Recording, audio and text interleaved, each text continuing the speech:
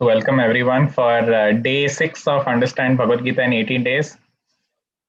Sorry, today I was a little bit late. Sorry for that. So today we'll start with the 6th chapter, which is also called as Ashtanga Yoga. And before that, I would like to revise the day 5 presentation as I always do. I have to make you go first.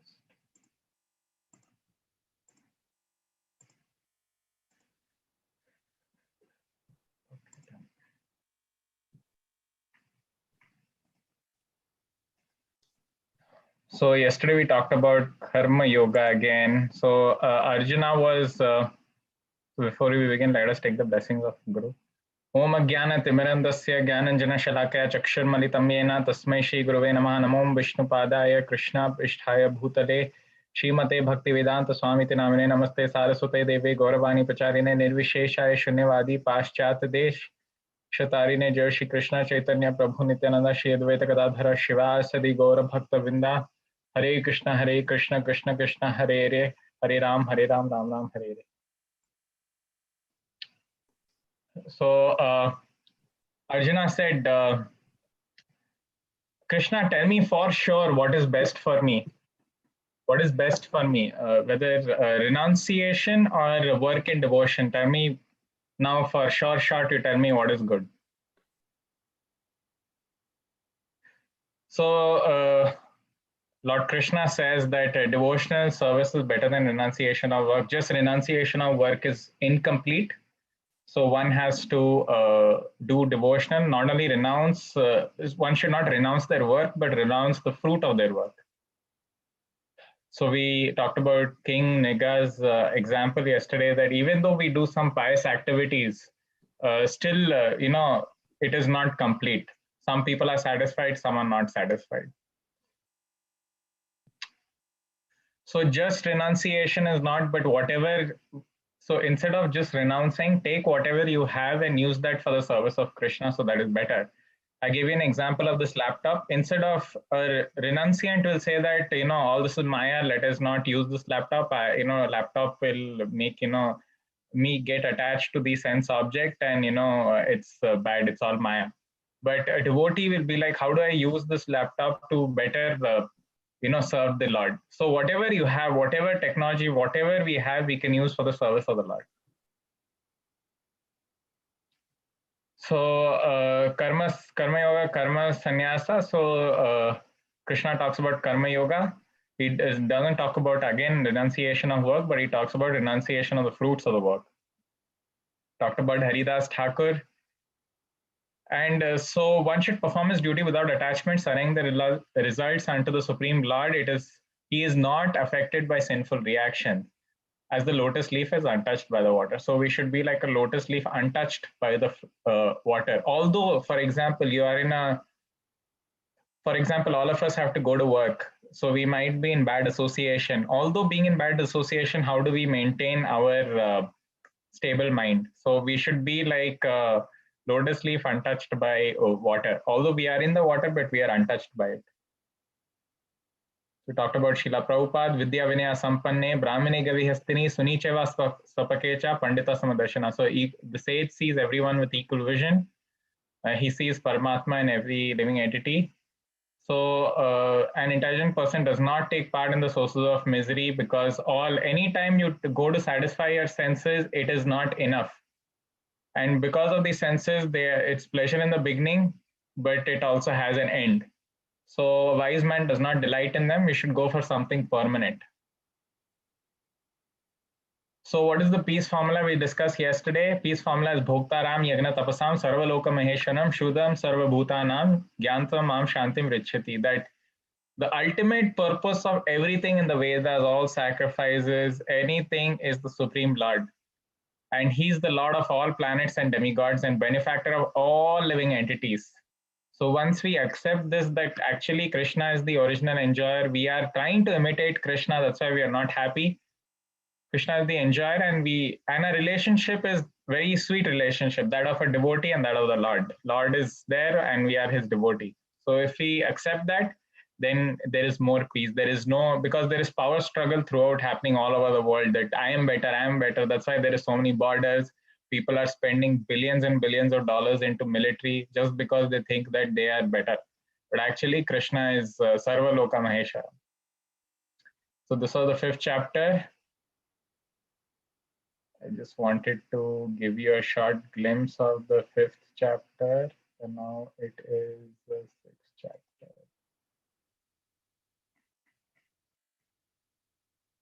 Dhyana Yoga or Ashtanga Yoga.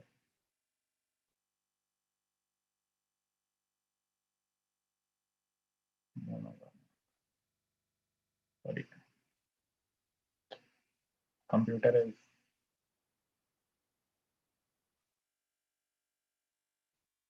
Yes. Done.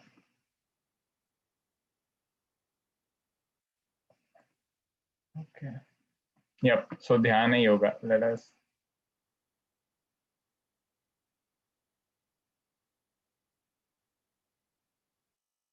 Yep.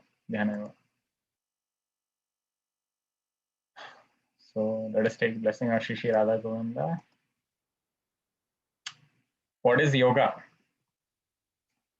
Very, very famous. Very,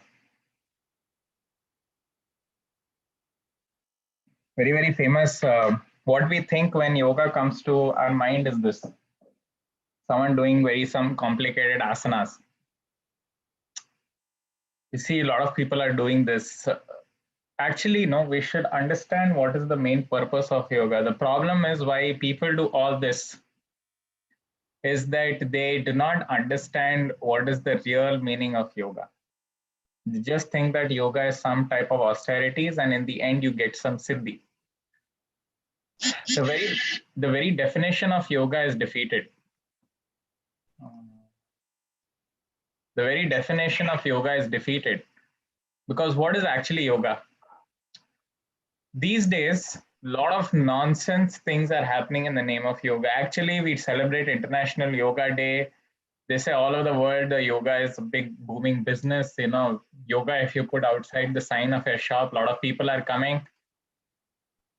Is this yoga?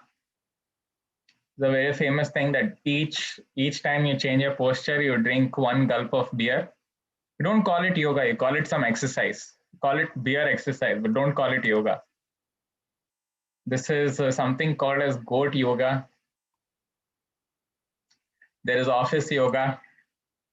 So many things: yoga for physical and mental health, yoga for pregnancy, your chair yoga, yoga for wellness, desktop yoga, yoga secrets for business success, yoga for weight loss, yoga tennis. So actually, we have defeated the main purpose of yoga. What is actually yoga? Yoga means to connect with the Supreme. Yoga means a connection to the Supreme Lord. I don't know why people are so envious of Lord Krishna that they have taken the name of yoga but deleted the Lord from it. The main purpose of a yoga is to re-establish a relationship with the Lord. And I don't know what pride does everyone take in deleting Krishna from yoga and taking out Krishna from yoga, and yoga has become a big business. At the end of the day, what they want to do is, let me live healthily, let me enjoy myself while living healthily, and let me make some money out of this name. So they have taken out Krishna from this yoga, and you see in many of the sorry, I think there's some disturbance.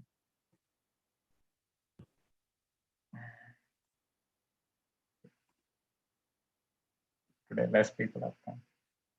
Okay. So I don't know what pride do they take of taking out Krishna from this yoga. And a lot of people have written so many books of yoga, but Krishna is not mentioned anywhere.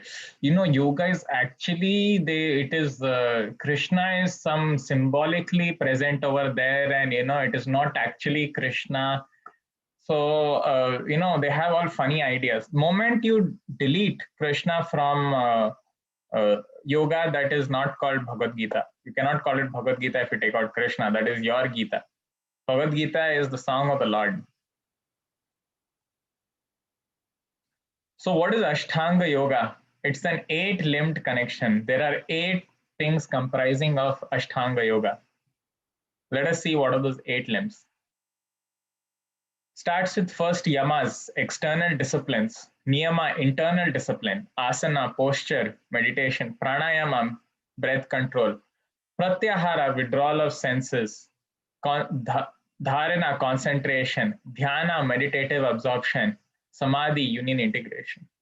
So there are 8 aspects of Ashtanga Yoga, and what we have done is we have, just because we like something and we don't like something, we only take what we like and leave everything what we don't like. That does not work. You cannot do that. If you have to ultimately gain the benefit of yoga, you have to follow all its procedures and whatever steps is involved in this yoga. So there are so many steps: yamas, niyamas, asanas, pranayama, pratyahara, dharana, dhyana, samadhi. But what is more famous now is just asana, some posture, and pranayama, breath control.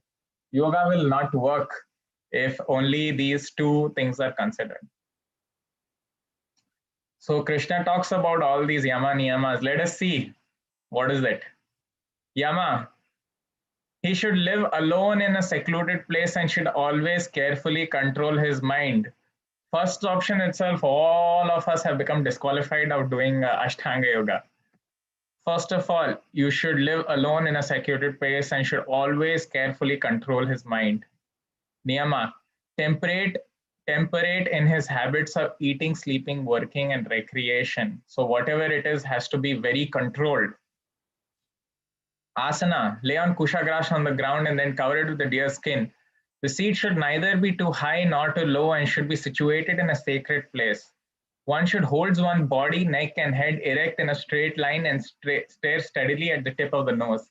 Thus, with an unagitated, subdued mind, devoid of fear, completely free from sex life, one should meditate upon me. So there are lots of rules and regulation. You are getting to know all the disciplines of Ashtanga Yoga. It is very difficult to do Ashtanga Yoga. It does not mean you just go straight away, take asanas and pranayama and start doing it because I only like that. No, there is procedure. First itself, we are disqualified in terms of yama because we cannot go to a secluded place. That does not allow us. Then pranayama: practice stopping the movement of the outgoing breath into the incoming and incoming breath into the outgoing, and thus at last remain in trance. Very difficult. Pratyahara: cessation of material existence. This is all steps. Dharana: disciplines his mental activities and becomes situated in trance and devoid of all material desire. He is said to have attained yoga. Dhyana: as a lamp in the windless place does not waver, so the transcendental mind is controlled, remains always steady in his meditation. So no matter what, heat, cold, stress, distress, nothing affects him when he comes to the stage of dhyana. Samadhi: one is never shaken even in the midst of great difficulties. Indeed, full freedom from all miseries arising from mental contact. Samadhi means directly, Prabhupada explains in the purport that he is totally absorbed in thinking about the Lord, lotus feet of the Lord. And very famous example of doing Ashtanga Yoga is Dhruva Maharaj. I'll talk about Dhruva Maharaj's story a bit later. So I want everyone to answer this question. Are you willing to give this yoga system a try?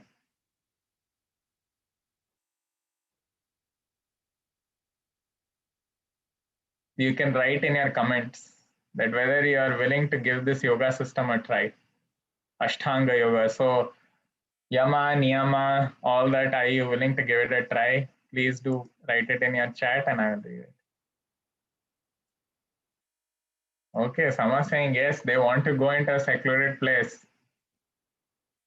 Okay, they want to try fully, they want to fix, and you have to lay not high, low, no matter heat, wind, cold, you have to stay steady.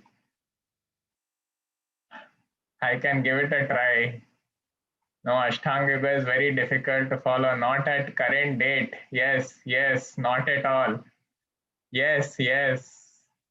Difficult, no, yes, no. It is kindly. Okay. People are writing. Thank you, everyone. For me, it's very hard due to my disabilities. No, difficult. Yes, I'm sure I'll not be able to do it. Yes. Okay. Thank you, everyone. Thank you. Let us see what Arjuna replies.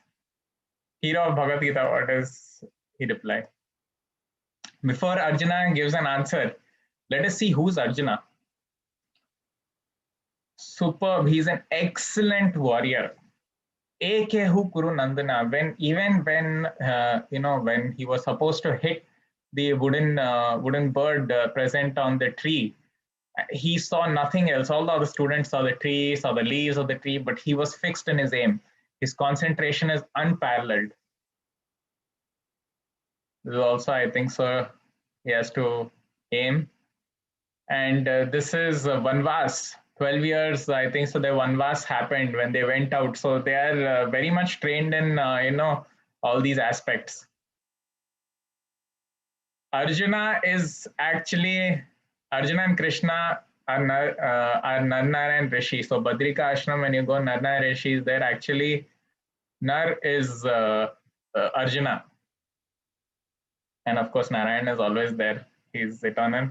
It's Krishna. So they are very, and Narnarayan Rishi are known for their tapasya, intense tapasya in Badrika Ashram. He also fought Lord Shiva. He impressed Lord Shiva a lot, and Lord Shiva was so impressed by his fighting that Lord Shiva gave him Gandiva. So much of qualification Arjuna has. We are not even a speck of dust in front of Arjuna. So let us see what Arjuna replies. Chanchalam hi mana Krishna, pramathi balavadridam, tasyaham nigraham manye, vayar eva sudushkaram. He says, my God, this mind is chanchala hi mana Krishna. This mind is very restless. To control the mind, vayar eva sudushkaram. I can control the wind, but I cannot control this mind. So straight away, for the mind is restless, turbulent, and obstinate, and very strong. Oh Krishna, and to subdue it, I think is more difficult than controlling the wind. So he's telling that I can control the wind, but I cannot control my mind. It is very restless. So Arjuna straight away rejected that he can't do Ashtanga Yoga. So everyone who wanted to give it a try, we'll see. So mind is an enemy or a friend. For him who has conquered the mind is the best of friends, but one who has failed to do so, his mind will be the greatest enemy. The only thing that the mind does is I like and I don't like. That's it. Everything is controlled by the intelligence, and even above the intelligence and the soul. Okay, now someone has started this process of yoga, but sometimes you might fail in the middle, and you might not complete it within this lifetime. For those people who start the process of yoga but leave it in the middle and cannot complete it within this lifetime, what happens to them? What is the destination of someone who fails in achieving success in yoga? If you cannot reach the ultimate success of yoga is what? Ultimate success of yoga is you see Krishna face to face. That is the ultimate success of yoga, that Krishna receives you and he says that enough, you have stayed on this, you come to my place and let us play together. Let us enjoy together. So the real success of yoga is to see Krishna face to face. So what is the destination of someone who fails in achieving success in yoga? After many, many years of enjoyment on the planets of pious living entities, is born into a family of righteous people or into a family of rich aristocracy. So a person, this is for a person, 6.41, who's just started yoga, but in the starting only he has failed. So that person goes to the planets of pious living entities, that is the heavenly planets. There are 6 planetary systems above us. So they go into the planets of pious living entities. And then after they finish enjoying over there, whatever the desires, hankering they had in their heart, they'll come back to the earth, and they're born into a family of righteous people who are very austere, or rich aristocracy, a very rich family. So that, why is this? So that it's easy for you to continue spiritual life when you come back. Why? So if you are born into a rich family, you don't need to worry about money. You can, continue, and righteous, auspicious people, you can always continue in spiritual life. But for a person who is very elevated in yoga, but he fails in the end step, for example, like Bharat Maharaj, he takes birth in a family of transcendentalists who are surely great in wisdom. They're already Krishna conscious family. Verily, such birth is rare in this world. So Krishna is itself saying that this birth is very rare. So today is a very short chapter actually. So who is the greatest yogi? We talked about Ashtanga yoga, we talked about Karma yoga, we talked about Somni yoga. Who is the greatest yogi? Let us see. What is Krishna's final statement? Whether Ashtanga yoga is good or any other yoga is good. Which yoga is better? Yoginam api sarvesham madgatirnantaratmana shabdhavan bhajate yo mam same yuktatamo mata. And of all yogis, he who always abides in me with great faith, worshipping me in transcendental loving service, is most intimately united with me in yoga and is the highest of all. So, in the age of Kali Yuga, Bhakti Yoga is recommended because no matter where you are, what position you're in, remaining in that same position, you can still carry your devotional service to the Lord. If I had to go to Ashtanga Yoga, I need to find, I won't be able to come to US and study over here. Although sitting over here, I'm still able to do some devotional service from my side. Everyone sitting at their own place, doing their own duties can be in devotional service, can engage in devotional service. And Krishna is saying out of all that, person who is in, who does devotional service is the highest. So not only it is a very easy procedure, it is also Krishna is saying the highest. So this is the yoga ladders up till now. The first 6 chapters, Krishna talked about Karma Yoga, Jnana Yoga, Ashtanga Yoga. So Karma Yoga is first. So from Karma Bhoga, that means let me enjoy results of all my activities. You come to Karma Yoga. From Karma Yoga is Jnana Yoga. From Jnana Yoga, you go to Ashtanga Yoga, which I talked about now. But Krishna gives his solution, Yoginam Api Sarvesham. Bhakti Yoga is the topmost ladder of yoga. So this is the hierarchies. So all yogas are progression towards the destination of Bhakti Yoga because ultimately you have to get attached to the Lord. For now, it is very difficult. For now, it might seem, how do I create this? I don't have any love for Krishna. It is a love which is actually forgotten because we are all part and parcels of the Lord. And this love has to be awakened. It is dormant within us. Like how the soul is dormant within our body, it is given the power of attorney to the mind. So slowly by chanting it, slowly by establishing this relationship, you awaken the soul. And the soul understands its real constitutional position that it is part and parcel of the Lord. So now it is just a sadhana that we need to do. We don't have real love towards the Lord now. That will slowly come. So the yoga systems that mentioned over here, if you want to go from Karma Yoga to Jnana Yoga to Ashtanga Yoga, it is like steps. Actually, you can take the lift and directly go to using Bhakti Yoga, you can directly go. So it's better to take the lift than the staircase. Now, why chanting? I told you, I was always telling you, I'll give you some references on the 6th chapter. So today comes. Why chanting? Why do I say Ashtanga Yoga is not recommended or, all the other yogas, why Bhakti Yoga? Everything points from the Shastras. At this age, what is more prevalent in the age of Kali Yuga? कृते यद ध्यायतो विष्णुं त्रेतायां यजतो मखै द्वापरे परिचार्यायां कलौ तदहरि कीर्तन. So different ages what is recommended. So this is from the Srimad Bhagavatam, 12th canto, 3rd chapter, 52nd verse. In Satyuga, meditation, Ashtanga Yoga was recommended because people mind were very pure at that time and they could go and find a forest and sit in that meditation for a long time. Treta Yuga is performing expensive sacrifices, elaborate sacrifices are performed. Where Brahmana sits and he chants the Vedic mantras, and you have ghee that you're putting inside the fire. In Dwapar Yuga, elaborate temple worship. So very morning to night, elaborate temple worship was there in Dwapar Yuga. So in Kali Yuga, in the shloka it says, Kalauta Dhari Kirtanat. In Kali Yuga is chanting of the holy name of the Lord. What is mantra? Man is mind, tra means deliver. So it delivers the mind. So what to be chanted? Hare Krishna, Krishna Krishna, Hare Hare, Hare Ram, Ram Ram, Hare Hare. So you can do japa of that. That is japa means on the beat bag we do, or do sankirtan. You see devotees with drums and all singing Hare Krishna. So sankirtan is recommended. So what are the scriptural references for chanting the holy name of the Lord? Let us see. Shrimad Bhagavatam, 11th canto, 5th chapter, 32nd verse.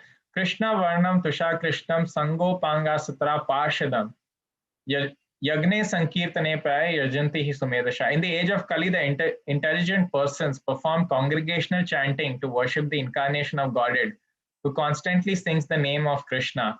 Although his complexion is not blackish, he is Krishna himself. He is accompanied by his associate servants, weapons, and confidential companions. So this is talking about Lord Chaitanya. The Lord Chaitanya will come in the age of Kali Yuga. He's already come, and he will spread the holy name of the Lord. So they're saying, although his complexion is not blackish, he is Krishna himself. This is from Nayar Samhita. Dwapariyer Yagner Vishnu. Again, it's come same. What is for different ages? Pancharatrestu Kevala. Kalautu Nama Matre Na Pujate Bhagavan Hari. In the age of Kali, people should simply chant the holy names of the Supreme Personality of Godhead. This is a very famous shloka from Kali Santra Upanishad from Krishna Yajurveda. Direct reference of the Mahamantra is given by Brahma over here. Hare Krishna, Krishna Krishna, Hare Hare, Hare Ram, Ram Ram, Hare Hare. Idi Shodashaka Nama Nam, Kali Kalmashanashanam, Nata Parataropaya Sarva Vedeshu Drishyate. Iti Shodaka Nama Nam. These 16 words, Kali Kalmashanashanam, will destroy all the bad effects of Kali Yuga. Nata Parataropaya, there is no other way. Sarva Vedeshu Drishyate, if you see the entire Vedas. After searching through all the Vedic literature, one cannot find a method of religion more sublime for this age than chanting of the Hare Krishna.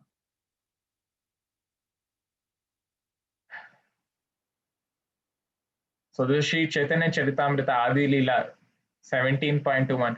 Harer Nam eva kevalam kalau nasti eva gatir anyatha. In this age of quarrel and hypocrisy, the only means of deliverance is the chanting of the holy names of the Lord. There is no other way, there is no other way, there is no other way. Kalau nasti eva gatir anyatha. There is no other way, there is no other way, there is no other way. Kaler दोष निदे राजन अस्ति ही एको महद गुना कीर्तना देव कृष्णस्य मुक्त संग परम व्रजेत. कलेर दोष निदे राजन, Kalyuga is full of faults. Asti hi eko mahad guna, but there is one good quality about Kalyuga. Kirtanad eva Krishnasya, simply by chanting the name of Lord Hari, Mukta Sangha Param Vrajet, one can achieve liberation. So Srimad Bhagavatam, 12th canto, 3rd chapter, 51st verse. In Bhagavad Gita, again, Krishna says in the 10th chapter, 25th verse, Yagna Nam Japa Yagno Asmi. Of all sacrifices, I am the chanting of the holy name. So this is again given by Lord Chaitanya. Namna Makari Bahuda Nijasarva Saktis Tatra Pita Niyamata Smarane Nakala Eta Dishi Tava Kripa Bhagavan Mamapi Durdaivam Middrisham Ihajani Nanuraga. My Lord, O Supreme Personality of Godhead, in your holy name there is all good fortune for the living entity, and therefore you have given many names such as Krishna and Govinda. You have invested all your potencies in those names, and there is no hard and fast rules for remembering them. So I could give you a few of the references. There is tons and tons of references. Actually, there's an entire book that is compiled taking references from different parts of the Vedas. So that book is called Shri Namamrita. If you want, you can read it. So what are the do's and don'ts of chanting? Let us see. Do's of chanting. Chant the Panchatantra Mahamantra before chanting the Hare Krishna Mahamantra. Why this is because we always take the blessings of the Panchatattva, saying that please do let me, fix my mind in chanting the holy name of the Lord, and let me listen to whatever I speak. So we chant the Panchatattva, Shri Krishna Chaitanya Prabhu Nityananda Shri Advaita Gadadhara Shivasadi Gaura Bhaktavinda. So Shri Krishna Chaitanya, Mahaprabhu is none other than Krishna. Prabhu Nityananda. If you see I'll tell you. Okay, so the middle person on the top is Shri Krishna Chaitanya. On the left hand side with the blue dhoti is Prabhu Nityananda. He is not different than Lord Balram. Shri Advaita Gadadhara. Can you see Advaita Prabhu? He's on the leftmost. He's wearing a white and he's got a long beard. So that is Mahavishnu. Shri Advaita Gadadhara Shivasadi. I think Shivasadi is the Shri Advaita Gadadhara. Gadadhara is this person in this personality in the red robe, red or pink robe over here. Gadadhara Shivasadi Gaura Bhaktavinda. I think so. Shivas Adi Prabhu is he is none other than Narad Muni. I think so. I don't know who Gadadhar Pandit is, but I can get back to you on that. So all these we take that blessings before chanting the Hare Krishna mantra. Chanting audibly, loud enough to hear the mantra, is always discipline for the mind. So when you audibly chant, the mind is engaged in continuously listening to what you say. Pronounce each name distinctively. Sometimes Hare Krishna, Krishna, Hare Hare, like that. So you're not chanting distinctly. It's Hare Krishna, Krishna, Krishna, Hare Ram, Ram, Ram, Hare. You can chant fast, but as long as you can pronounce everything and chant fast, it's fine. So I chant like Hare Krishna, Krishna, Krishna, Hare Ram, Ram, Ram, Hare Krishna, Krishna, Krishna, Hare Ram, Ram, Hare. So I chant like that. Chant with respect, devotion, and concentration. Always have a mood of humility when you're chanting. You can chant in any place, sitting, walking, facing in any direction, no problem. So, Namna Makari Bahuda Nijasarva Saktis Tatra Pita Niyamita Smarane Ka Kala. There is no niyam in this. You can chant at any time. However, it is recommended to chant during the early morning. So you can chant at any time, but better you chant in the morning. You'll have less disturbances in the morning. Peaceful. You can chant either before taking bath or after taking bath. Better after taking bath, but you can do it either way. It is recommended to chant by keeping count, preferably mala. Some mala you should have because it's discipline. Continuously, you'll be able to keep a discipline of chanting. Don'ts of chanting. One should not chant only the portion of Maha Mantra. Hare Krishna, Hare Ram, Hare Krishna, Hare Ram, Hare Ram. No. Hare Krishna, Krishna, Krishna, Hare Ram, Ram, Hare. One should not chant on the Krishna beat of the japa. That is just because you're keeping count. One should not chant while reading a book, mobile phone, or newspaper, or watching TV. So don't do, sometimes, people will be watching something on the TV and they'll be chanting on it. You should pay continuous attention on what you're chanting. Benefits of chanting: freedom from the reactions of sin, relief from unwanted habits, freedom from anxiety and stress, peace of mind, real happiness, enlightenment. So these are a few people what they say about the Hare Krishna Maha Mantra. So George Harrison is saying it's really a process of having realization of God. Everything started happening for me when I began chanting Hare Krishna. So this is George Harrison. He's one of the band member of Beatles. Beatles were very famous during that time. He took towards Krishna consciousness. And before he left, before he passed away, he gave his entire house. And that entire house is there in England now and is made into a temple. That's called Bhaktivedanta Manor in England. So it's become a temple, his house. Everything started happening for me when I began chanting Hare Krishna. He is the youngest director of 3M.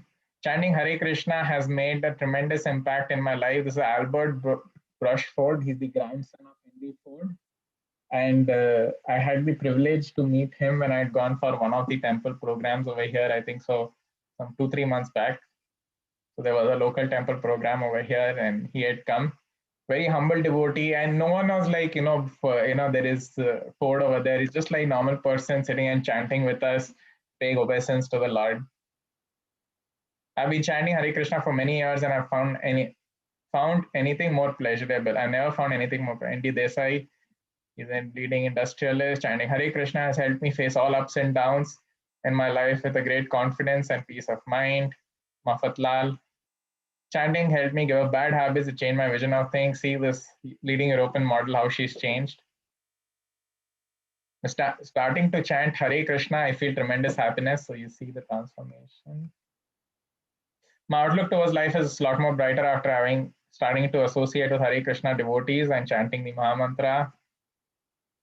So this person did an entire PhD thesis on the Mahamantra. While conducting a study on chanting the holy name, he himself became a devotee. So Mahamantra significantly reduces stress, depression, and the mode of ignorance, and considerably increases the mode of goodness.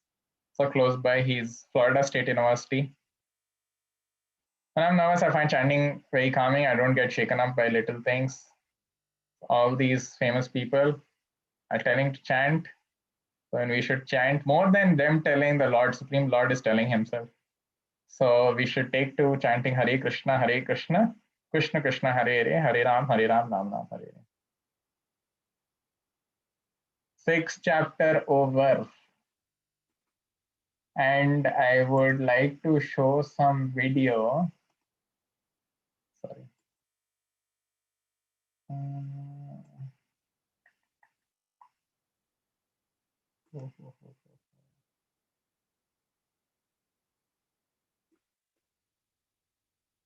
Show video, sorry. So many presentation open in my computer. Computer is not able to respond.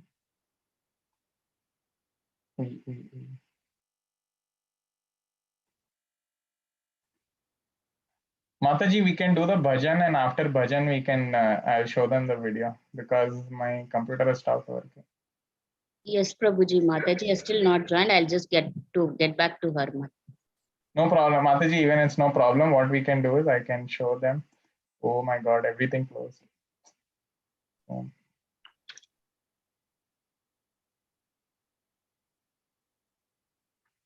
I'd opened the video and kept it. Actually, my fault. I should close all the windows. Whenever I'm not using some of the windows, I close it.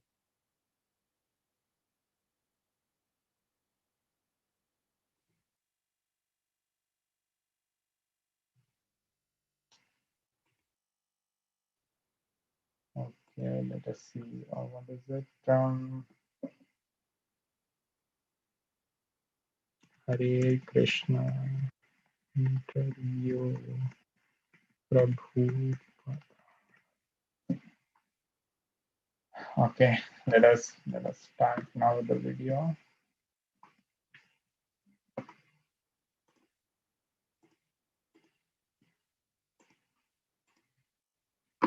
Share screen. Share the first screen. Share sound. Welcome. Thank you.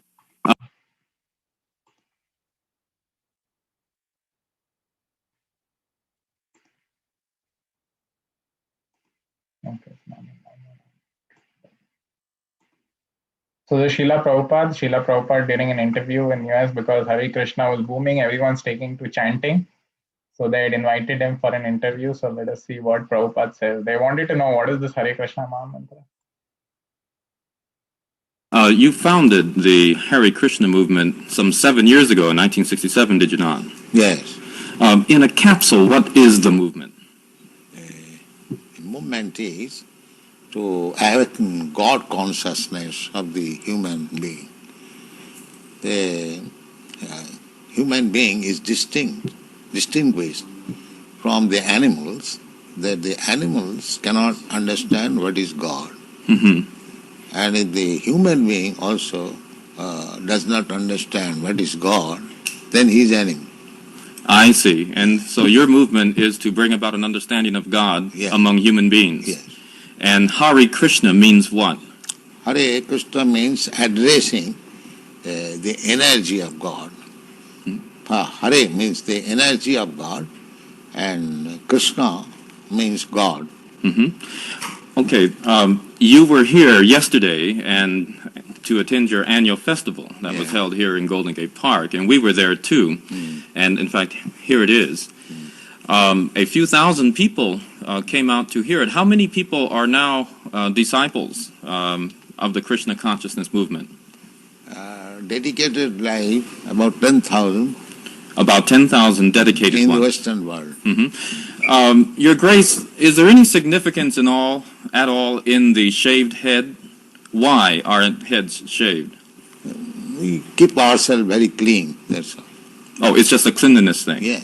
Is there any significance in the color of the robes? At least at the present moment, people think that by keeping long hair, it becomes very beautiful.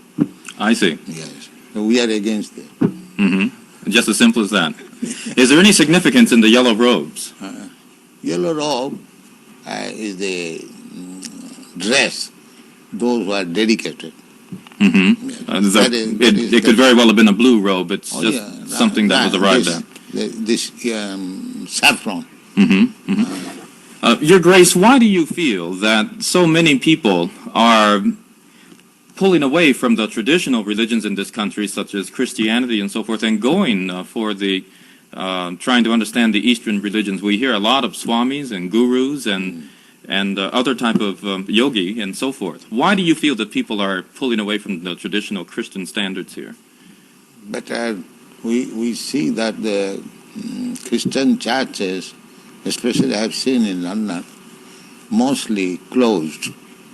People are not interested, or the Christian leaders, they cannot make them interested. Why? Did Christianity fail the people, which is why they're turning to other things? Or? I think so.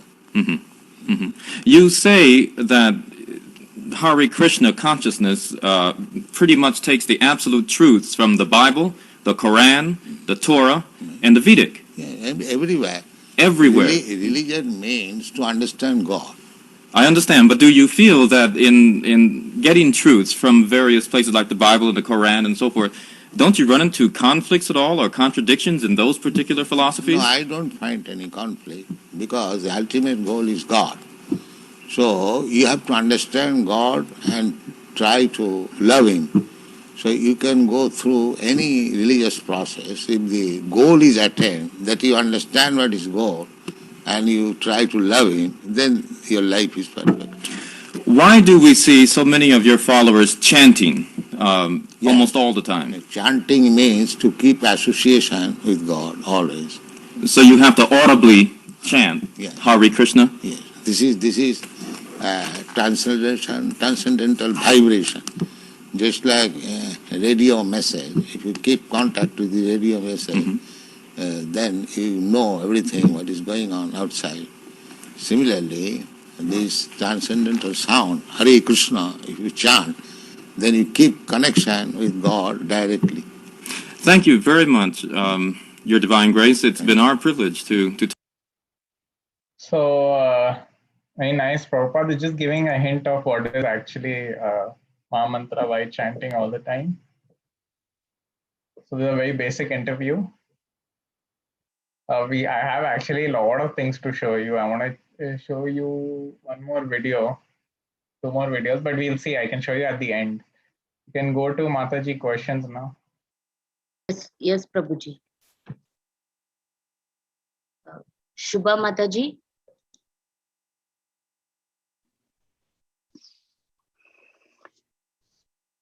Namaskar, Hare Rohan Krishna, Prabhu. Hare Krishna, Prabhu. Mataji. Yes. Okay. I'm not sure how to. So today we were going to do chapter 6, which is Dhyana Yoga. Correct. And this chapter has 47 shlokas. Correct. We barely spent maybe 10 minutes talking about this particular chapter. Correct. It was concluded that Dhyana Yoga is not for us. Yes. And then you continued with the Bhakti Yoga aspect of it. Correct. Correct. Instead of addressing this particular chapter in an objective manner, telling us what Krishna said in this particular chapter, I felt you gave your opinions more, and you are on the Bhakti path, maybe. So you have talked about, although there is another chapter devoted now, Bhagwan Krishna has devoted an entire chapter, so to speak, on this yoga. And I was expecting for a very objective interpretation of the shlokas and, enough due, due amount of time given to this chapter. Then it is left to the individual disciple to choose whatever path they want. I would like to know what Krishna spoke about the chanting aspect, not what you believe what chanting should be or should not be. I would like to see which shloka of Krishna exactly addresses how chanting should be done, or things like that. I ask this question with very due respect. Yes, Mataji. I completely understand. I completely understand what you're telling.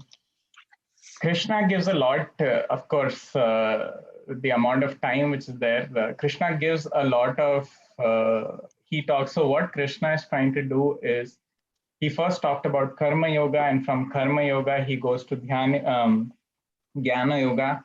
And from Jnana Yoga, he comes to Ashtanga Yoga. And what he does is that the first part of the chapter, he explains more about, where he goes into the details about Ashtanga Yoga, and he says, do you want to do this, Arjuna? Arjuna says that he gives that, I cannot do this now. It is not possible by me. And he gives a conclusion after what he talks. Krishna talks fully. That's why over here, if you see, I gave the summary of the shlokas of all. Wait, I'll show it to you. It is not my opinion. Please, there is no opinion of mine which I do, because ISKCON is not a society based upon opinion. It's a society based upon evidence. That's why whatever I do, I give my evidence in it. And but since we are doing Bhagavad Gita, I would like to see what Krishna spoke about chanting. Yes, this is entire. I'm going to tell you what Krishna has only told.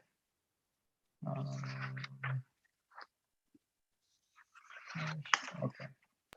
So if you see over here, Mataji,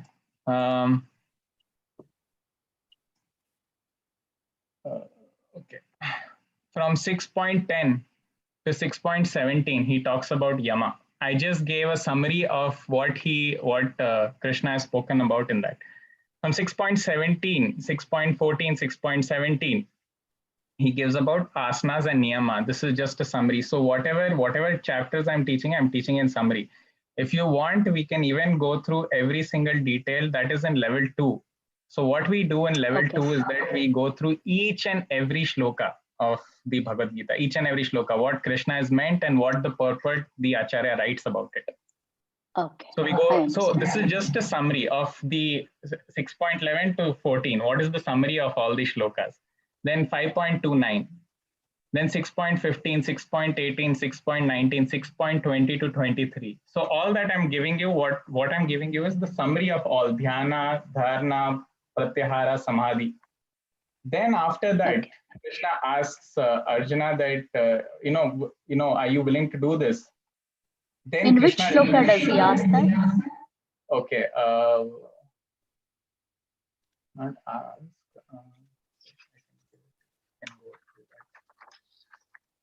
Krishna describes, and then then Arjuna says that I cannot do this.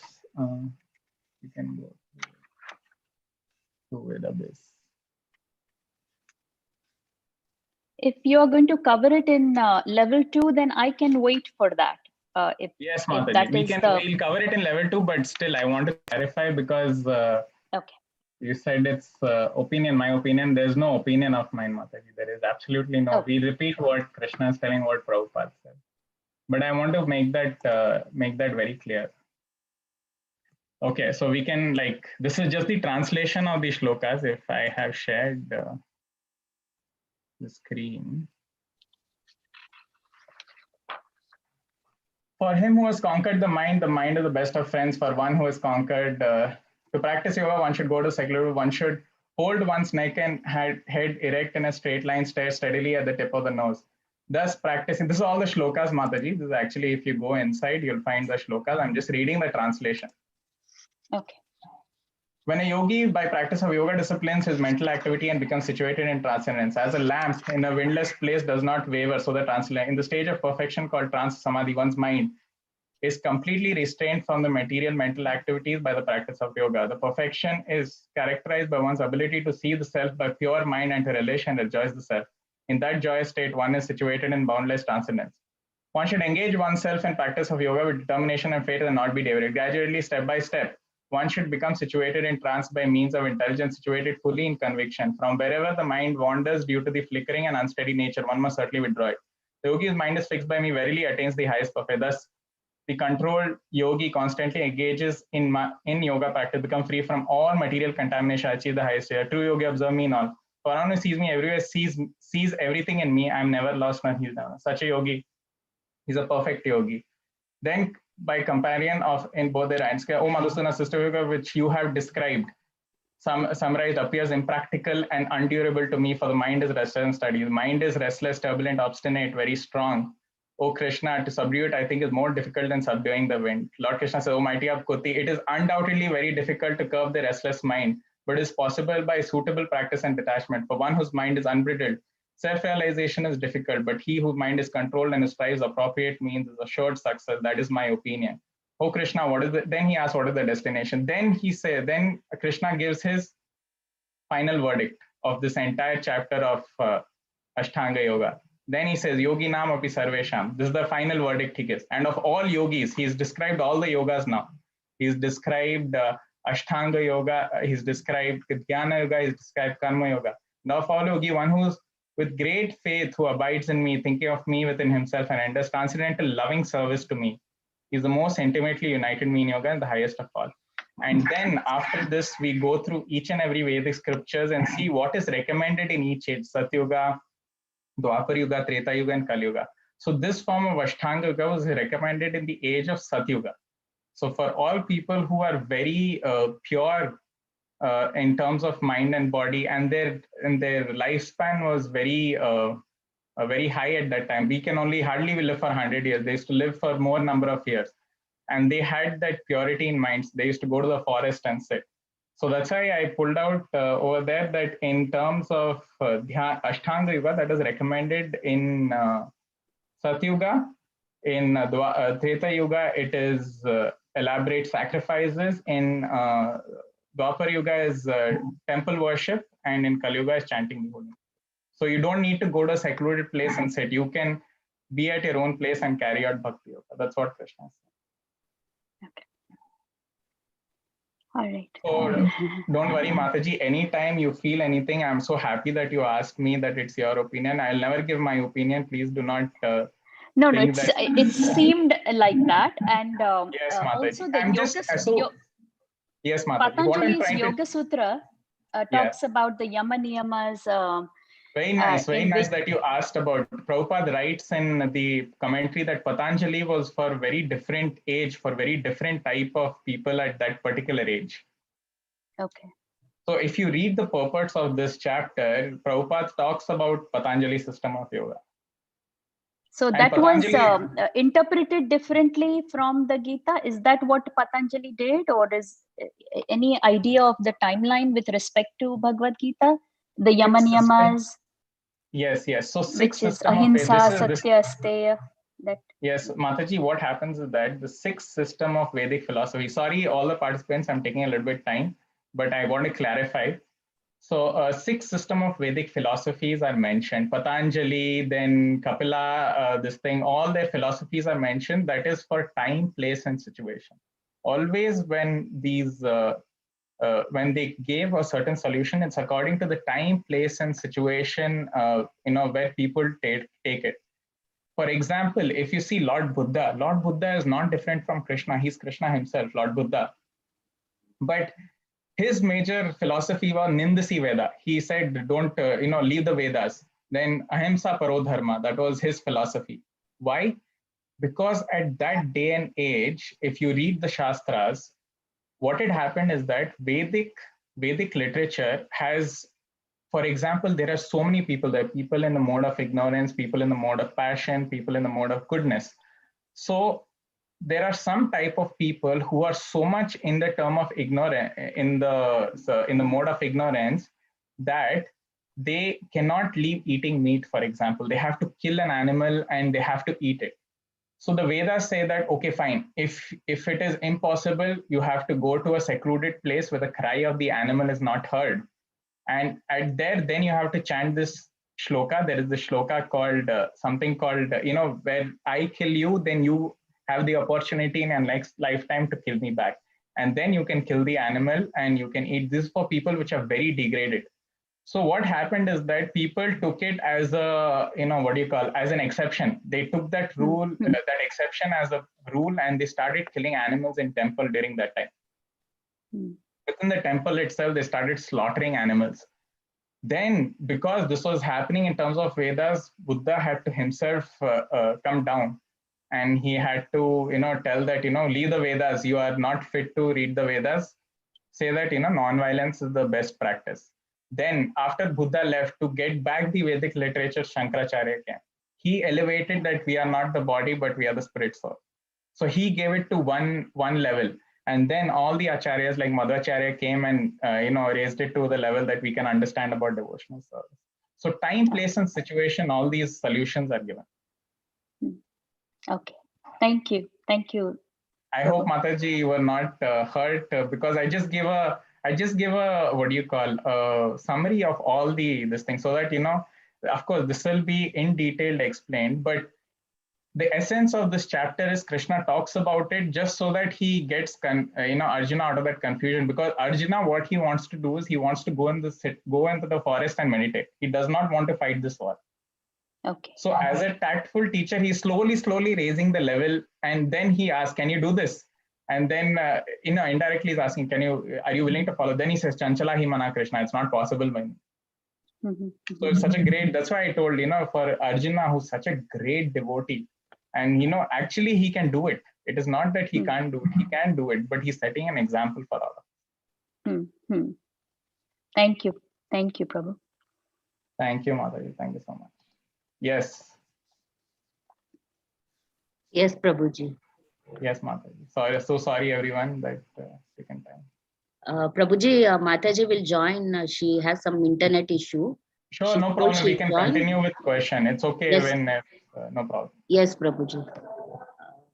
Yes, Mataji. Prabhuji, this question is from Sindhu Mataji. Why Krishna is blue in color, Prabhuji? He is blackish in color. This is actually the second time someone has asked this question, and I told them that I don't have a particular answer for this. Remember, Mataji, Punema Mataji? Yes, Prabhuji. This is again, they were asked, sorry, I've not done my research, but Krishna is blackish in color. I can take somewhere some aspect and tell you. Even I don't know that particular idea why Lord is blue. He's great, whatever color he is, even if he's blue, Lord is great. But I don't know the specific reason. Prabhuji, one answer is that he drinks Putina's milk, no, Prabhuji. Yes, so Mataji is saying. Yeah. And one more, he kills a snake demon, Prabhuji. Okay. And when he kills, he drinks a little of Veman. So those are some reasons why he's blue in color, Prabhuji. Yes. And again, he's the universal Brahman, no, Prabhuji. Yes. So he represents the universe, and universe is always blue in color. We represent blue in color. That is one. Okay. There are some reasons given like this. Prabhuji, this question is from Ajita Mataji.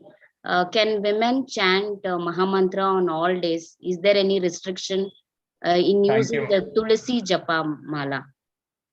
I thank you, Mataji, for asking this question. I do understand that, a lot of I've answered, on periods, they sometimes, they don't come. It's okay. There is no Niyamena Kala. So Lord Chaitanya has already given this, he's none other than Lord Krishna. He says, Na Niyamena Kala. There is no hard and fast rules of chanting the name. This will be taken up in higher Bhagavad Gita classes, of course, by higher teachers. This level of preaching will go to in the third or fourth level of Bhagavad Gita. There is something called there too. There is Bhagavat Vidhi and Pancharatrika Vidhi. Pancharatrika Vidhi is something which which is more related to, like, for example, the deity of the Lord. You have to bathe, you have to do archana, you have to do puja.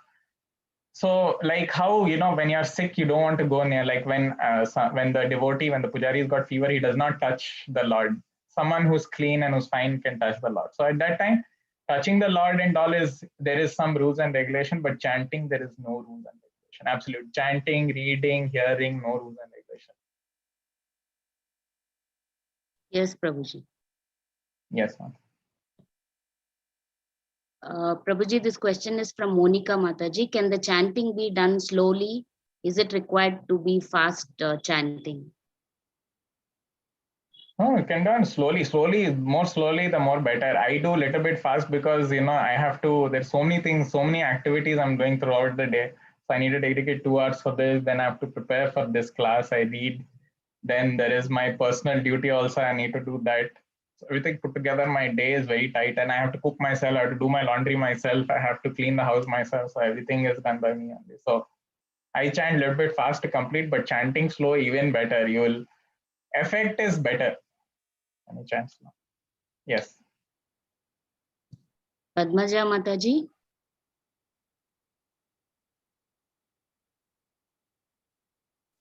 Padmaja Mataji. Hello. Hare Krishna Mataji. Hare Krishna. Namaskaram to all of the participants. And my question is regarding this Ekadashi. Can I ask? Because I think it was mentioned in. Sure. Okay. During Ekadashi fastings, you just mentioned as we can have milk or curd, things like that. Yes, milk products. So I would just like to ask, like, is milk and curd considered as a sattvic food? Because Yes. okay, Right. because they do have some kind of living organism present inside it, right?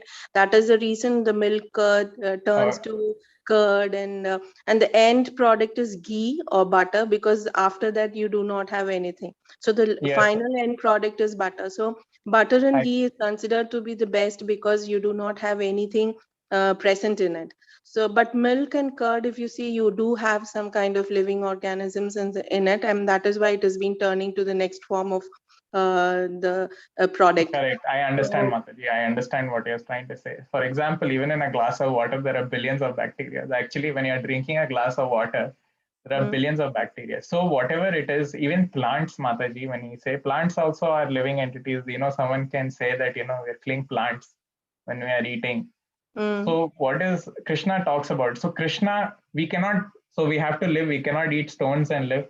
So what the Lord has told us, that we can eat. So Lord tells in 9th chapter, Patram Pushpam Phalam Toyam Yome Bhakti Prayashati Tadam Bhakti Uparitam Ashnami Tatam.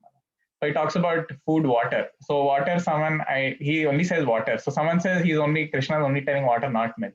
So we need to see examples of previous acharyas, like what Acharya Prabhupada is telling, that what we can have.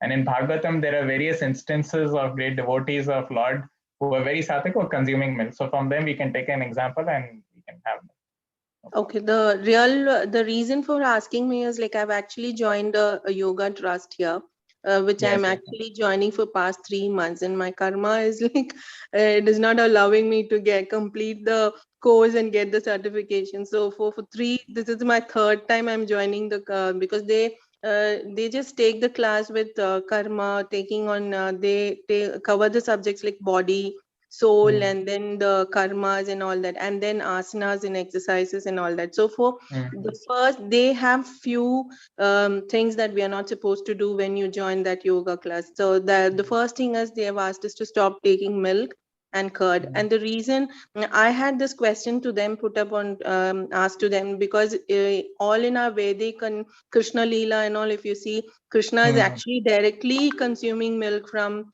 the cows and all that. So why are we not supposed to take milk and curd? Actually, so why?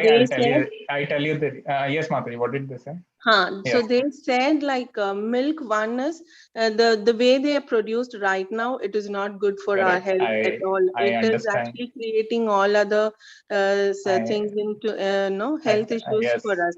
And I will tell you, secondly, Master, they yes. gave the reason is that that contains these living things, so that sattvic doesn't come under as sattvic, but they No, recommend us it to is take Sattvic, butter Mataji. also. Don't worry about that. It is Sattvic. Actually, even in the water that you drink, there are billions of bacteria in the water that we drink also. That is not a problem. It is Sattvic, but I somewhat, yes, what they are saying, because now what is happening is that they pump a lot of these hormones into. So what happened is during Vedic time is the calf used to first drink the milk, and whatever the cow actually produces excessive milk. The calf has it. After the calf has it, they take out the milk, and that's how the Lord has made the cows, that we can drink their milk. Yeah, And they that's why gave us this. They in also Vedic gave this literature, explanation because in olden days, in those days, why they used to take milk is because they first give preference to their calves, and then after whatever is remaining, they just use it for the house, yes. residential purposes. So that was also one reason. So I did ask them the reason, but I did not get a proper answer. So I thought I'll just ask Yeah, the same milk question is no here. problem. Milk is no problem. Actually, to be speaking, even I went on a very controlled diet from March. I was 69 kgs in March, and I have now 58 kgs. So I've reduced Okay. like 11 kgs, and I went completely like no milk, no, because over here what is happening is milk is artificial hormones are pumped into the cow, and they are, the milk is extracted for them till they drop. Yeah. So Okay. that's why over here, sometimes if I have milk, I go to the temple, ISKCON temple over here. So what happens is that the local temple over here has Goshala, and they rescue all the cows. For example, when a cow, they have young cows which are giving milk also, but cow, no, after it cannot give milk, they put it into meat industry. Okay. So here, what ISKCON does is all these cows which are retired who cannot give milk anymore, they pay more excess amount, and they get all these cows and keep them. There's a retirement settlement for cows in ISKCON Alachua over here. Oh, okay. So Nice to no hear problem. this. You can take milk, but anyway, if it is affecting your health because you don't know how the milk is, it's okay. Not there is no this thing that you have to take milk. Okay. Can I just ask one more question? I'm sorry if Yes, I'm yes, ma'am. taking. Okay, Yes, this ma'am. is regarding like having non-veg. Actually, my all other family members have stopped non-veg for more than 12 years and all. We are not taking it. But my son, he consumes it. He wants it at least weekly once. So is it right that I prepare it at home and give it to him, like dharma and adharma? My sister was explaining about dharma and adharma, why karna was. No, it is so So actually what happens now, Mataji. See, anyone who's preparing the meat, who's consuming the meat, right from who's cutting the meat, everyone is involved. What happens now is why these rules and regulation are set is so that we control mind, we have to control our mind, we have to control our tongue. There is when you go later into the more advanced courses, there is nectar of devotion, all these other literature the Prabhu teaches, Amnishta Prabhu teaches in advance. mhm. So what happens is we are, first of all, number one, the reason for us is Krishna is told not to have, therefore we don't have. Anyway, Okay. we are tending to follow authority. There is no bigger authority than Lord Krishna, and Lord Krishna is telling not to follow, not to eat. So Okay. then we do not eat that. Second is, if you come really, if moral point of view is that plants are also we are killing and eating, that is that's also. But as human beings, we have that intelligent, if someone cuts our hand, how much pain we feel. Imagine you cut the entire hand, how much pain we'll feel. So Mm, the consciousness is very developed in humans. Consciousness is the highest. In animals, it is still less than human, but still more developed. If you go to cut an animal, it writhers in pain. mm, So the level of consciousness there. Plant, like how I explained in the third chapter, is like an embryo in the womb. The level of consciousness is very low. That is why the mm, plant cannot react. Level of consciousness is very low. It does not writher in pain. mm, So that's why, although we are causing inconvenience, no doubt about it, we are causing inconvenience, but still the level of inconvenience is very less. We cannot see how hard. Actually, the meat, what is happening is that it is cut, it is come prepared to us I'm throwing this bomb. I'm sorry, so many people might argue with me, and but the thing is that meat is coming to the supermarkets, which is already processed. You do not see what is happening behind the scenes. If you Yeah, actually see what is happening behind the scenes, your son will give up meat then and there. yeah, I know. So health, number 2. People say that nahi, protein nahi hai. Arey yaar, the biggest animals on earth are consuming only vegetables, and they are so strong. And there is no. I'm perfectly. Actually telling you, I had gone for a blood checkup on April end over here. All parameters are perfect of mine. Although I lost so much of weight, 11 kgs, and actually 1.5 months is a lot. So all is perfect. So don't worry about health. That is now they want to promote over here. So it's such a huge industry. It's so many billions of dollars. They cannot close it the next day. And one thing is that do not follow. See, research and all. I have a lot of PhD friends over here. They might say meat is very good. See, research always depends on the person who's funding that research. For example, if that company funds that research, of course, the scientist who's doing that research always will give more inclination because funding is coming from there, no? So don't think research is all in all. It always depends on who's funding you. I have a lot of PhD friends over here who recommend some particular product in their research paper. Why? I asked them, why are you doing that? They said, we're getting funding, of course. Their main purpose is so that, whatever the product gets. So it's a big industry. You don't know what is going on behind the scenes. So better to remain sattvic because vikarma is there. There is a lot of reactions to it. There is actually in Vedas, if you see, Krishna says, of course, you'll come 8th chapter talks about death. Whatever one thinks at the time of death, he attains that particular nature. So it's better to leave it. Sorry, I went on and on. I just kept on. Yeah. Okay. Thank you. Hare Krishna. Hare Krishna. Yes. Prabhuji, this question is from Vaishnavi Mataji. Prabhuji, can you tell the rules of chanting once again, Prabhuji? Rules of chanting. I'll maybe not share the screen. Okay, I'm already sharing.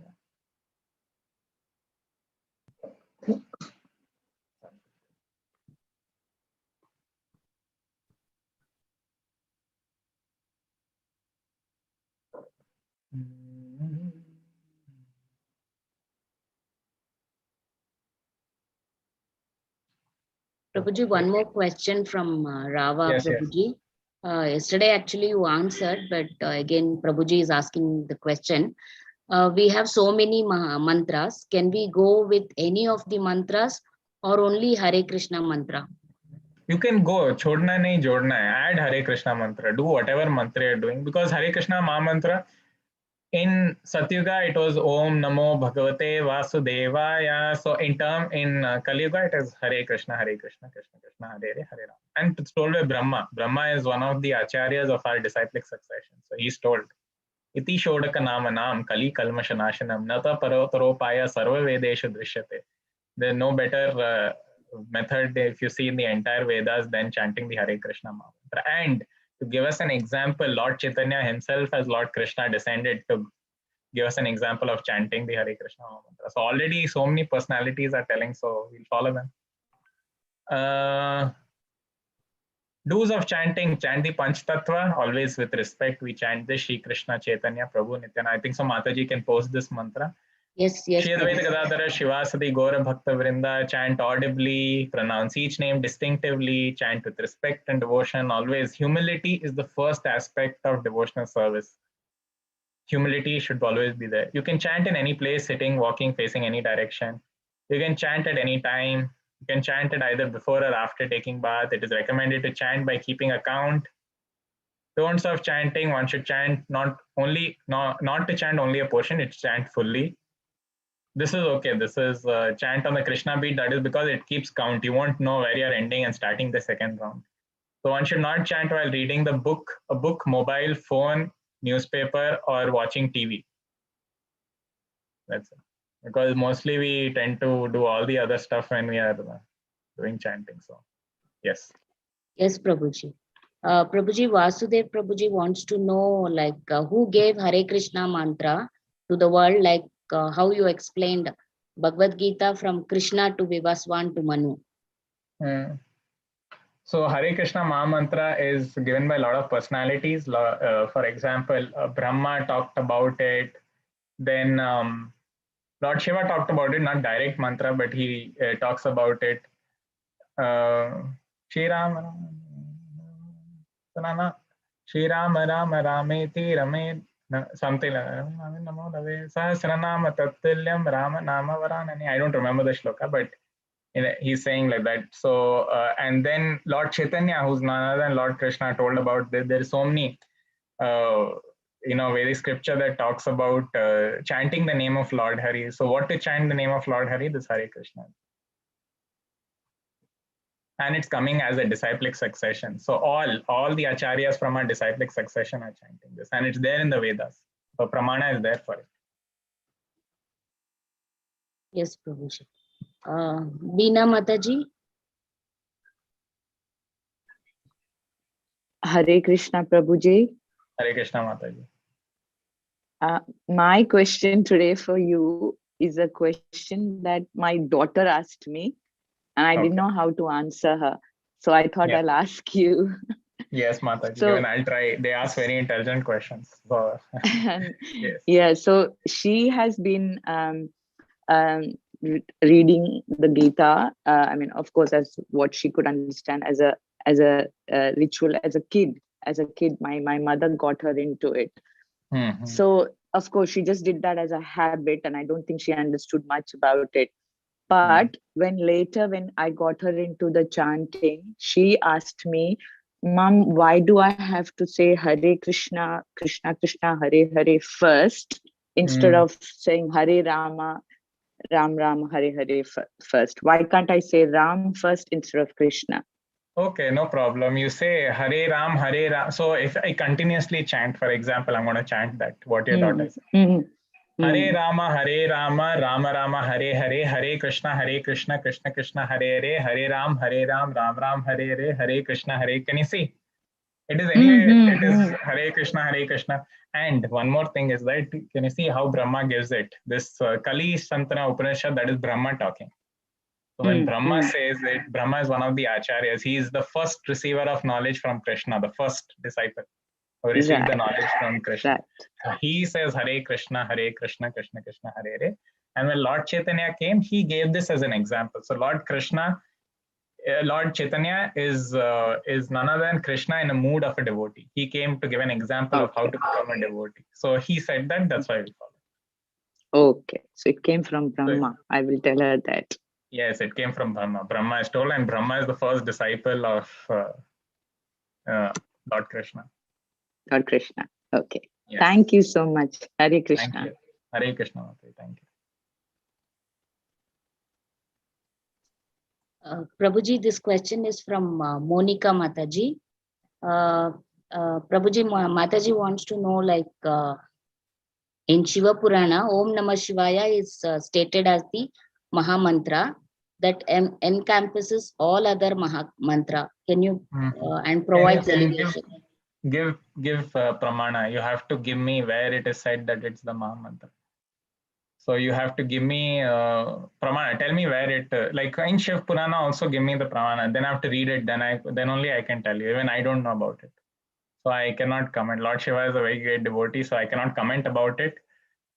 Please do let me know from where you have got this from, and I would like to read, and then I can get back to you about it. I'll talk about it in terms of 7 chapter. Tomorrow chapter is one big this thing. Tomorrow I'll say how in Bhagavatam Lord Shiva has with the Prachetas, he has a conversation. So he gives instruction to the Prachetas. So I'll talk about, we can read it also together if you want, Yes, Prabhuji. Yes. Prabhuji. Okay, I just wanted to know, so many of you have left.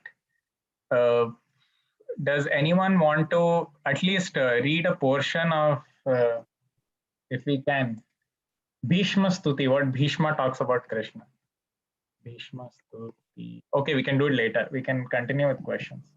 Yes, Prabhuji. There's only one question in the chat and one hand raised, Prabhuji. Okay. Seema Mataji.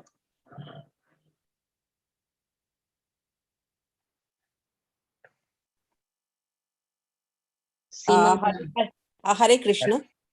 Hare Krishna, Mataji. This was actually regarding yesterday's chapter. My question Yes, ma'am. is Yes, that Mataji. you had told of the king who did a lot of charity, gave lots of cows to two Brahmins, right? So on his part, he had done a good deed. He had done charity. Now, if one of the cows they ran away and joined another herd, it was no Not fault his of fault. the king. So why Not his was fault. so why was he punished? And No, see, and the Brahman, and one more thing also, and the Brahmins who are receiving something, I mean, they should be grateful for it. Instead absolutely. of happy with what you have, one thing you don't have, and so that reflects very badly on the Brahmins also. So they have no Very, right. absolutely, Mataji. You're not wrong at all in that. I fully support you what you're saying. So what happens now, Mataji? They were very immature. Of course, Brahmana has a lot of tapas power. For example, whenever for example, even Brahma commits mistakes. He gave what do you call? Brahma has a lot of powers, and sometimes he gave to Hiranyakashipu, he gave that benediction, no, that you cannot be killed in day, night, outside, inside, neither by this thing. So Krishna had to actually take the form of Narsimha, and he had to kill him on his lap. So all that, or Krishna could have actually overrided it. He can override it, but since the devotee is given some benediction, he keeps that benediction and he goes ahead. Brahmana was very immature. But since they have done a lot of tapas, they cursed immaturely. Even Parikshit Maharaj, the same reason happened. He was cursed and he had to die within 7 days. But Krishna does not reverse it because it's there, but he gives a benediction that Kring-Niga was delivered. He went back home, back to God. He went to Krishna's kingdom after that because Krishna,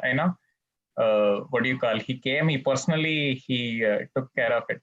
It's just an example. All these personality, even Bharat Maharaj fell, from the Bhava stage, the 8th stage of devotional service, which is one of the highest, penultimate stage of devotional service. He fell from there.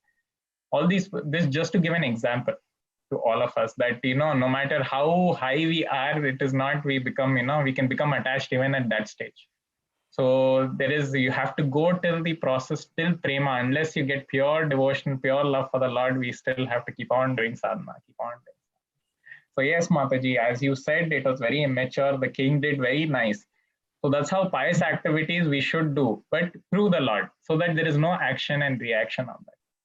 Because although he was just doing pious service, the people are not satisfied in this world. There'll be, if you serve 100 people, there'll be 90 people who like you, 10 people will not like you. So it's always like that. Thank you. Hare Krishna. Thank you, Prabhuji. Hare Krishna, Mataji. Thank you so much. Yes, Prabhuji. Prabhuji, this one last question from the chat box, Prabhuji. Amit Prabhuji says that some people say Lord Rama came first, so we should chant Hare Ram first. That is okay. That some people, some people, what people matter. So for us, Brahma is telling what to do. It's okay. Actually, these are all we are trying to, somehow nitpick in it. So don't nitpick. It's already given. I gave you, and if you want, I'll give you the entire book of Namamrita. You can go through all the Vedas where it has come from in the age of Kali that we need to chant Hare Krishna. And it's come like Acharyas also to us. So we follow it in that way. Apparently, it looks like actually there is nothing called Rama came first. They're already eternally present in the spiritual world. I'll explain that in Goloka chart, the Vedic cosmology. If you see, they're already eternally present. It's not that they come and then they go off. No, they are already eternally there. Lord Rama is eternally there in Ayodhya in the spiritual world. I'll explain that in Vedic cosmology. If everyone is, if they have 15 minutes, today is Saturday, we can just go through the Bhishma Stuti, very beautiful Bhishma talks when he's lying on the bed of arrows. If everyone wants to do, they can put chat yes. I will quickly read all Bhishma Stuti. Okay, so majority says yes, please don't leave. We'll read the Bhishma Stuti. Actually, tomorrow I have advanced class also. I need to prepare for that, but we'll read it. It's nice. Okay, if you see the passing of Bhishma Dev in the presence of Lord Krishna. So we'll read it fast. These are actually the translations, the slokas inside. This is the first canto, 9th chapter. First canto, chapter 9 of Srimad Bhagavatam. O sage among the Brahmanas, I'll keep on reading it, okay?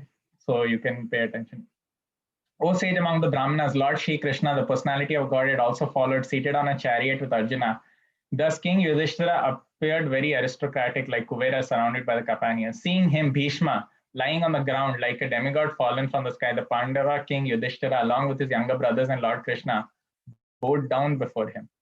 Just to see the chief of the descendants of King Bharata, which is Bhishma, all the great souls in the universe, namely the rishis among the demigods, Brahmanas and king, all situated in the quality of goodness, are assembled there. So everyone had come. Such a great devotee Bhishma was. All the sages like Parvata Muni, Narada, Dhaumya, Vyasa, the incarnation of God, Vedavyasa, Brahadasva, Bharadvaja, and Parshurama and disciples, Vashishtha, Indra Pramada, Trita, Gritsamada, Ashita, Kakshviyan, Gautama, Atri, Kaushika, and Sudarshana were present. And many other like Sukdev Goswami and other purified souls, Kashyapa and Angirasha, and others, all accompanied by the recited disciples, arrived there. Bhishma Deva, who was the best amongst the 8 Vasus, received and welcomed all the great and powerful rishis who were assembled there, for he knew perfectly well all religious principles according to time and place. Although he's lying on the bed of arrows, he's still welcoming. Lord Shri Krishna is situated in everyone's heart, yet he manifests his transcendental form by his internal potency. This very Lord was sitting before Bhishma Deva, and since Bhishma Deva knew of his glories, he worshipped him duly. Then I'll skip this and then say, Bhishma Deva said, "Oh, what terrible suffering." This is Bhishma Pitama was saying.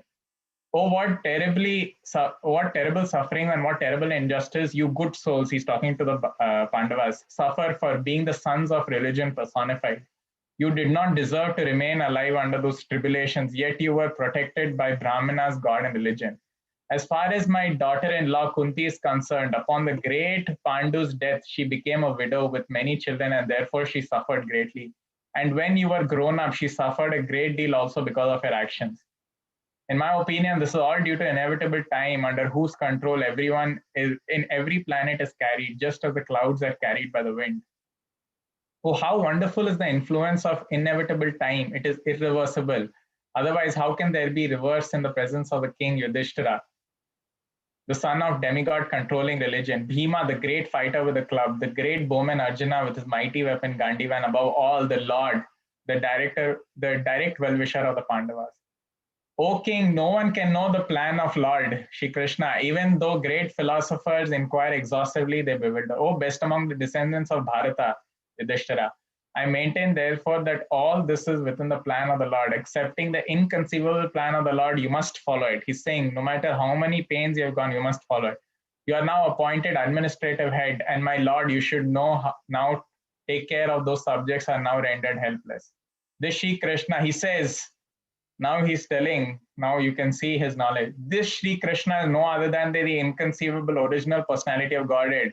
He is the first Narayana, the supreme enjoyer, but he is moving amongst the descendants of King Vrishni just like one of us, and he is bewildering us with his self-created energy. O King, Lord Shiva, Narada, the sage amongst the demigods, and Kapila, incarnation of Godhead, all know very confidentially about his glories through the direct contact. So all of these are 12 Mahajans. O King, the personality whom out of ignorance only you thought to be your maternal cousins, your very dear friend, well-wisher, counselor, messenger, benefactor, is that very personality of Godhead, Shri Krishna. So all of them thought maternal cousin Krishna was, friend was, well-wisher, is that very personality of Godhead. Being the absolute personality of Godhead, he is present in everyone's heart. He is equally kind to everyone, and he is freed from the false ego of differentiation. Therefore, whatever he does is free from material inebriety.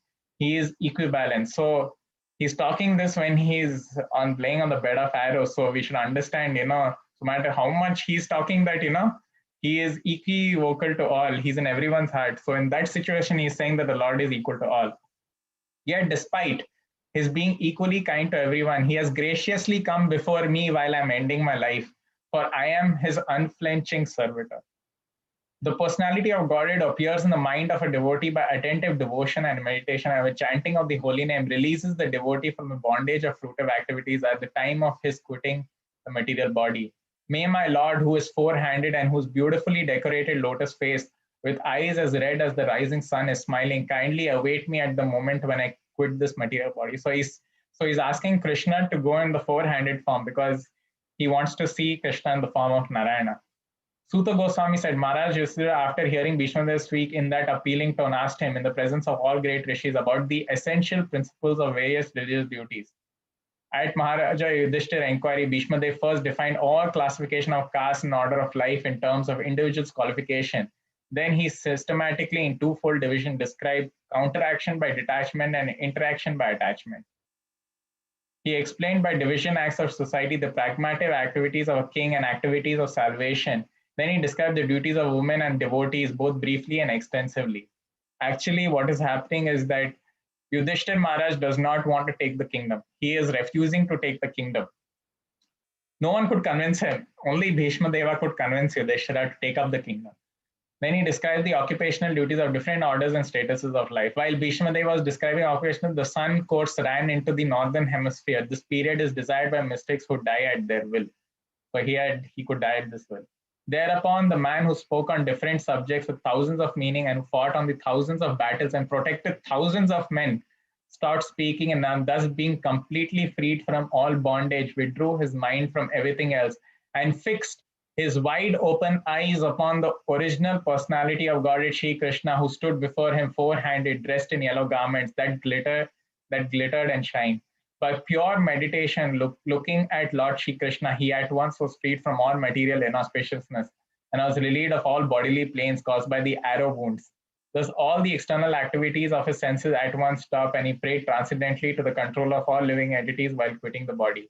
Bhishma Deva said, "Let me now invest my thinking, feeling, and willing, which were so long engaged in different subjects and occupational duties, in all-powerful Lord Shri Krishna.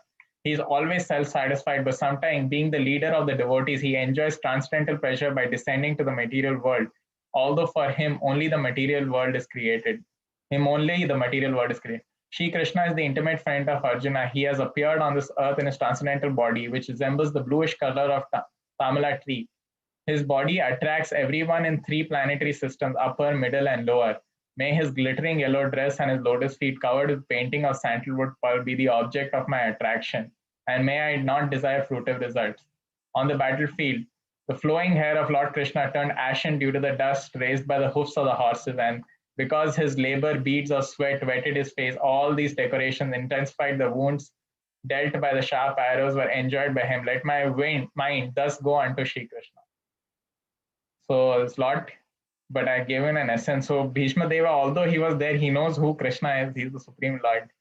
I hope you liked Bhishma Stuti. Very nice prayers, no? When he's about to die.